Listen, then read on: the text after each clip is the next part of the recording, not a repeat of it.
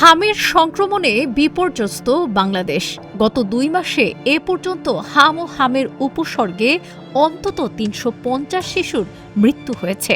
প্রতিদিনই হাসপাতালগুলোতে হামের উপসর্গ নিয়ে শিশুরা ভর্তি হচ্ছে। সঠিক চিকিৎসা না পেলে রোগটি নিউমোনিয়া, পানি শূন্যতা, এমনকি মস্তিষ্কে জটিলতাও তৈরি করতে পারে। তাই রোগটি নিয়ে অভিভাবকদের মধ্যে দিন দিন বেড়েই চলেছে উদ্বেগ। হাম হলে কিভাবে সন্তানকে সুরক্ষিত রাখা যাবে তা নিয়ে অনেক অভিভাবকই সন্দিহান।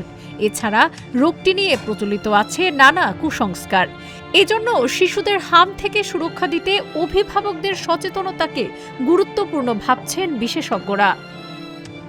হাম একটি ভাইরাসজনিত ও অত্যন্ত সংক্রামক রোগ।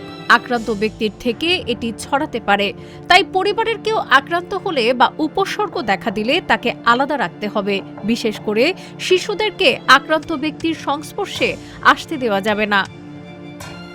যদি শিশুর জ্বর, সর্দি, কাশি, চোখ লাল হয়ে যায় এবং পরে শরীরে র্যাশ দেখা যায়, তাহলে দেরি না করে দ্রুত চিকিৎসকের পরামর্শ নিতে হবে।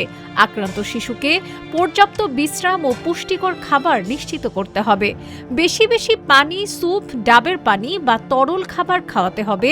পাশাপাশি চিকিৎসকের পরামর্শ অনুযায়ী অ্যান্টিবায়োটিক সহ পরপর ২ দিন ২টি উচ্চ ক্ষমতা সম্পন্ন ভিটামিন এ ক্যাপসুল বয়স অনুযায়ী সঠিক ডোজে খাওয়াতে হবে। এ সময়ে অতিরিক্ত তেল মশলাযুক্ত খাবার, কোমল পানীয়, রাস্তার অস্বাস্থ্যকর খাবার এড়িয়ে চলা জরুরি।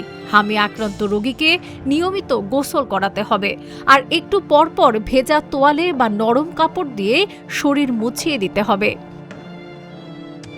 বর্তমানে হামের প্রাদুর্ভাব বেড়ে যাওয়ায় ৯ মাসের বদলে ৬ মাস বয়সী শিশুদের হামের টিকার প্রথম ডোজ প্রদানের সিদ্ধান্ত নেওয়া হয়েছে। শিশুর বয়স ১৫ মাস হলে দ্বিতীয় ডোজ প্রদান করা যাবে। যথাসময়ে শিশুকে এই ২টি ডোজ টিকা দিতে হবে। প্রচলিত কুসংস্কার বিশ্বাস করে শিশুকে টিকা না দিলে এটিই হবে শিশুর সবচেয়ে বড় ক্ষতির কারণ। ডেস্ক রিপোর্ট, আজকের পত্রিকা।